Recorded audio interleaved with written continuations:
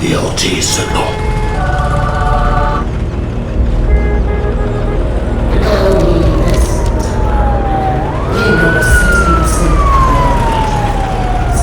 You are a good fantasy.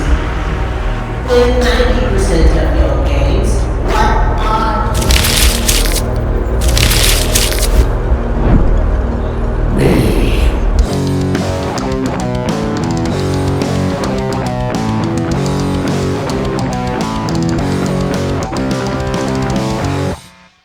Woo, what a year it's been. The producer outproducing himself. I know it's been a long hiatus. We're back and we're ready to keep the ball rolling and make this thing better.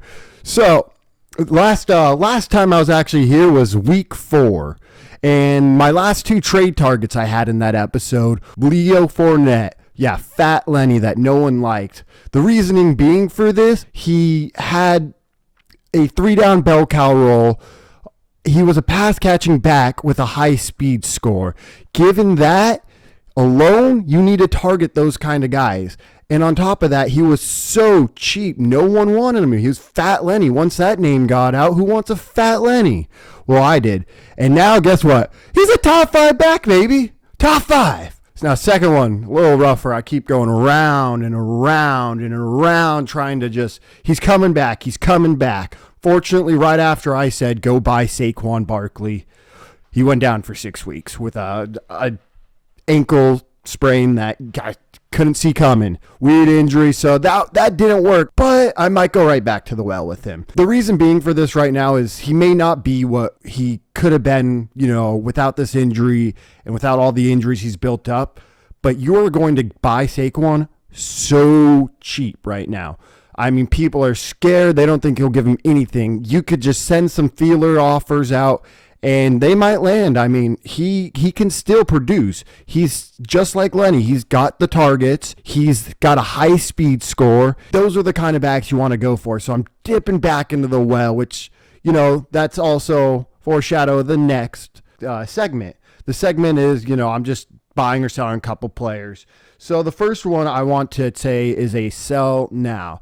This guy had, I believe, 103 yards last time he played 2 weeks ago on 4 receptions. But his quarterback, who can't throw the ball for a damn, Cam Newton, was a ridiculous. The stat line is insane.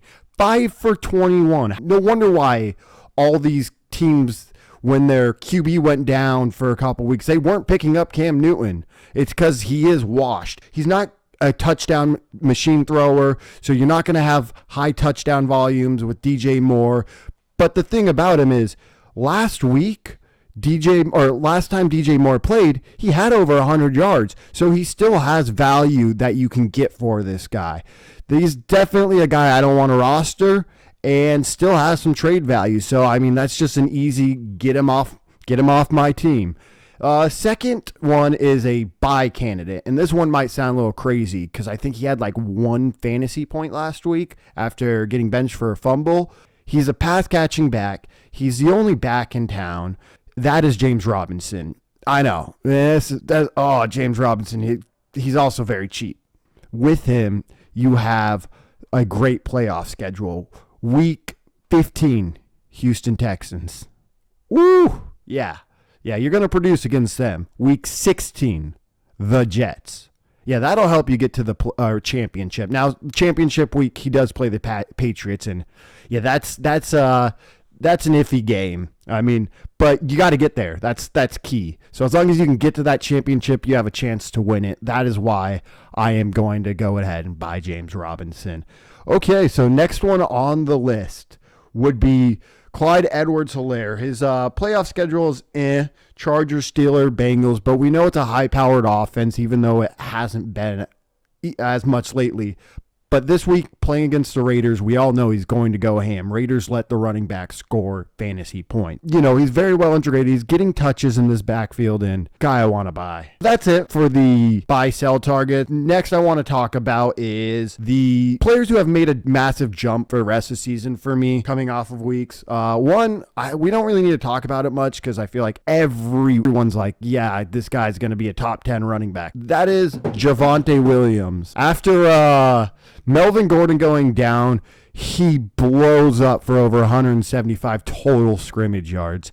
This man is explosive. I mean, for dynasty purposes, he's it. Even with Melvin coming back from injury, I don't expect this 50-50 split. I expect maybe Melvin Gordon to get 30% of the snaps, coming back from an injury, and they've seen Javonte. We've all seen the talent. I can't see them coming back to Melvin Gordon with a 50-50 split. He's up the rankings, great player, and it's awesome to see him finally get some touches. Next, this one is insane. With a crowded wide receiver core as a rookie, you would have never expected to see this coming. This is Jaylene Waddle being 6th in targets throughout the entire league. As a rookie, with all the other receivers there, it couldn't happen, but he's demanding those targets. We all know talent demands targets, and he keeps demanding it. I could have never guessed as a rookie Waddle would have done this. And my last one, this one's going to surprise some people. Josh Jacobs. So I know the offense hasn't been as explosive lately, but here's my reasoning, and it's simple, sweet, and short. 9, 2, 5, 5, 4. That's how many targets he's been getting the last couple weeks. Ever since the whole Gruden thing happened, Gruden's gone, they've been utilizing him differently. To see him get the targets and be more of a safe volume and save weeks with just that, he has the potential to blow up. The last point I have in this video, I know it was short, sweet. I just wanted to get a video out and say we're back. But last thing I want to say is people are valuing youth in dynasty leagues far too much. I'm on the Twitter feeds. I hate Twitter, but you got to as a podcaster. You got to see what's out there, what's on people's minds. What I have seen is people putting people like Rashad Bateman as a top 12 wide receiver before he's even broken out. People are just valuing this youth. I get it. You want to play for a 2-3 year window in Dynasty. So you have those young guys you can rely on. But we've never seen it from Bateman. We've seen a couple great games. There's nothing to say he's a top 12 Dynasty receivers. Go out.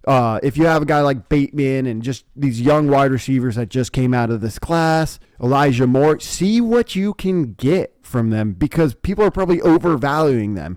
You could get, a guy a couple years older that is far more known to the league, has a name recognition that demands work. You know what he is. He's safe in that. But people they just urge to get these young guys that they think are going to break out, so they value them far.